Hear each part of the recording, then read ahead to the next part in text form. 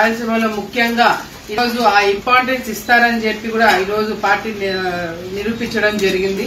So ఈ రోజు నాకు ఎటువంటి డౌట్ కూడా లేకుండా, కాకపోతే సోషల్ మీడియాలో వచ్చే కొన్ని వార్తలు చూసి ఎక్కడైతే డిస్టర్బెన్స్ క్రియేట్ చేశారో అవన్నీ కూడా ఈ రోజు క్లియర్ అవ్వడం జరిగింది. తప్పకుండా లోకేష్ అన్న గారు, చంద్రబాబు నాయుడు గారు మా మీద పెట్టుకున్న నమ్మకాన్ని ఎక్కడ కూడా తగ్గకుండా ఏదైతే ఏ బాధ్యతలు ఇచ్చినా కూడా దాన్ని నెరవేరుస్తూ ఈ రోజు ఇక్కడి వరకు రావడం జరిగింది. ఈ 5 సంవత్సరాల్లో కూడా మేము రాజకీయం చేయలేము, ఈ 5 సంవత్సరాలు మేము ఈ పార్టీని గాని మేము గాని ఈ కొనసాగించలేము అని చెప్పి ఒక భావన ఎవరికైతే ఉందో అదంతా కూడా క్లియర్ అయిందని మేము అనుకుంటున్నాము. తప్పకుండా మేము కూడా మా గురించి బయట ఏం చెప్పినా ఏమనుకున్నా కూడా అందరినీ కూడా కలుపుకొని పోవాలని ఒక ఆలోచనతో ఈ రోజు మేము ముందుకు రావడం జరుగుతుంది. చాలా మంది చాలా విధాలుగా ఎన్ని మీడియాని వాడుకొని ఏ విధాలుగా ఎన్ని విధాలుగా మాట్లాడినా కూడా మేము ఎక్కడ కూడా వాళ్ళ గురించి అసభ్యంగా మాట్లాడలేదు. ఎందుకంటే ఈ రోజు రాజకీయాలు ఎంత నీచంగా తయారైనా మనం అందరం కూడా చూస్తున్నాం.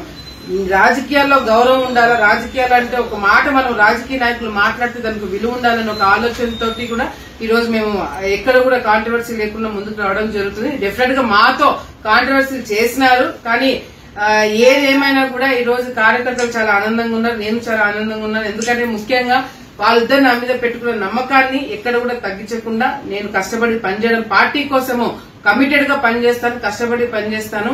ఆళ్లగడ్డ గెలుపుని తప్పకుండా చంద్రబాబు నాయుడు గారికి, లోకేష్ అన్న గారికి వాళ్ళకి అప్పచెప్పి ఆ గెలుపుని వాళ్ళకి ఇచ్చి, అంతేకాకుండా వచ్చే రోజుల్లో పార్టీకి ఇంకా నేను ఎటువంటి సేవలు చేయగలుగుతాను, నా వల్ల ఎటువంటి ఉపయోగం ఉంటుందో అవన్నీ కూడా చేయడం జరుగుతుంది. వచ్చే ఈ ఎన్నికలు అయిపోయిన తర్వాత తప్పకుండా నంద్యాలలో కూడా ఎక్కడ కూడా మా కార్యకర్తలు గానీ ఇబ్బంది పడకుండా అన్ని విధాలుగా కూడా నా సపోర్ట్ నంద్యాలలో కూడా పార్టీకి ఉండేటట్టుగా కూడా కృషి చేయడం జరుగుతుంది.